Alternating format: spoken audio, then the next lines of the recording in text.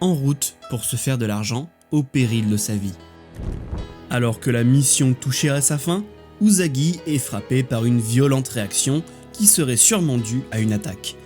Mais quand ont-ils été touchés par un stand? Une paille jusqu'au poumon, un stand miniature déjà vu ou une entreprise frauduleuse? Aujourd'hui, on va décortiquer ensemble le chapitre 15 de JoJo Lands. Un attaquant attaqué. Revenons sur l'attaque dont est victime Usagi depuis la fin du chapitre dernier. Alors que victorieux dans une mission qui semblait un peu trop facile, Usagi s'est mis à avoir des symptômes particuliers, semblables apparemment à un œdème pulmonaire. Il est temps d'enfiler notre blouse blanche puisque l'œdème du poumon est une insuffisance ventriculaire gauche aiguë et grave avec hypertension veineuse pulmonaire et inondation pulmonaire. Cliniquement, on observe une dyspnée importante, une transpiration, un wheezing et parfois une expectoration rosée et mousseuse. Que des termes compliqués pour juste dire que le poumon subit une accumulation brutale de liquide dans les alvéoles et autres espaces interstitiels. Et pourquoi Charming Man appuyait sur le fait qu'il serait toxico?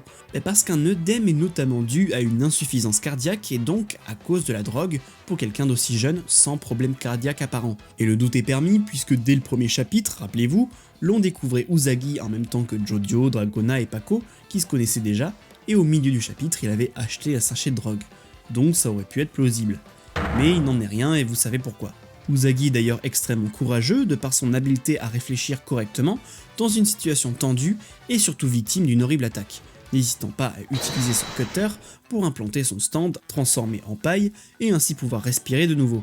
Ça me rappelle qu'à un moment, un personnage aurait peut-être pu user de cette technique pour reprendre son souffle quelque part dans les 130 autres tomes de JoJo, mais à vrai dire trou de mémoire complet, donc si vous avez la moindre idée, n'hésitez surtout pas à m'en faire part en commentaire. Et ce courage est perçu par Giga Charming Man, qui finalement le croit et va user de son stand pour vérifier de ses informations.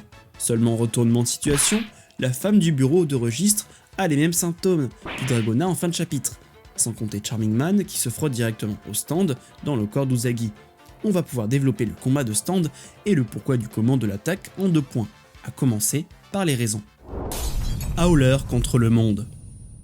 En fin de chapitre a été mis en avant le fait que la femme, qui a directement touché les deeds de ses mains gantées, qu'elle serait la fille d'un député américain poursuivant en justice Howler pour fraude, à propos notamment des terrains liés aux sources d'eau. Mais avant de se lancer dans des théories rocambolesques, nous savons que seuls ceux qui se trouvaient près des deeds ont été touchés par l'attaque.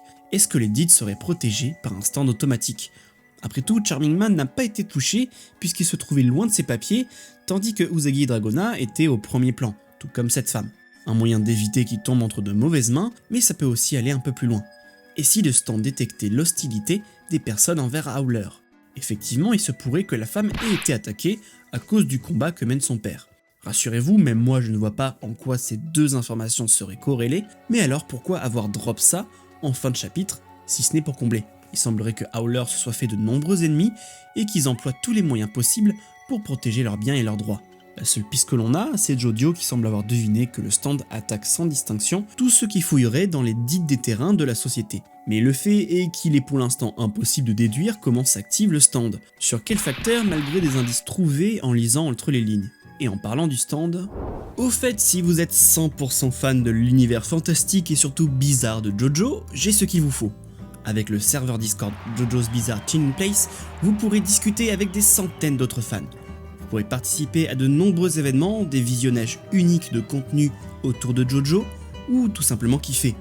N'hésitez pas aussi à les suivre sur les réseaux sociaux pour apprendre plein de choses autour d'Hirohiko Araki et de son travail. Big Mouth Strikes Again. Ça, c'est le nom du stand de Charming Man, une toute nouvelle référence à The Smiths, groupe de rock anglo-saxon des années 80 avec comme autre chanson This Charming Man. Mais là n'est pas le sujet. Après avoir appuyé le fait que Usagi serait peut-être toxico, son acte de bravoure en s'implantant une paille directement vers les poumons l'a convaincu.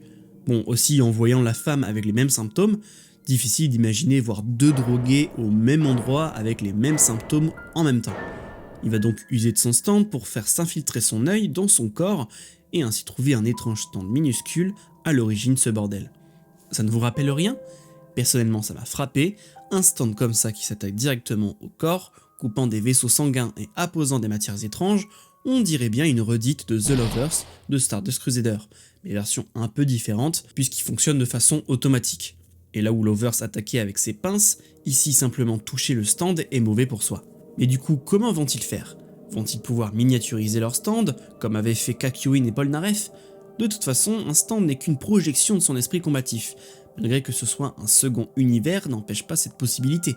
Mais j'en doute fort, rappelons-nous que le combat contre Aqua Necklace était vraiment différent que celui contre Geb, dû également au contexte différent, avec d'un côté le désert et de l'autre un pavillon japonais, mais on n'est jamais à l'abri de surprises. Retour sur une seule page où Dragona réfléchit sur le possible manieur. Comme dans notre précédente vidéo, elle refait tout le parcours et cite toutes les personnes qui auraient pu les attaquer. Petit détail amusant quand on a fait la même chose à un mois d'intervalle. Jodio sort une phrase extrêmement étrange en fin de chapitre, « Lâche-le, ce truc développe un cancer ». Et si les petites excroissances bizarres n'étaient pas en fait les alvéoles pulmonaires, mais des sortes de tumeurs. Ou peut-être pour pousser la référence plus loin avec The Lovers qui nourrissait un germe de Dio dans la tête de Joseph. Bon, ça repose sur rien, mais c'est un autre détail amusant, enfin je crois.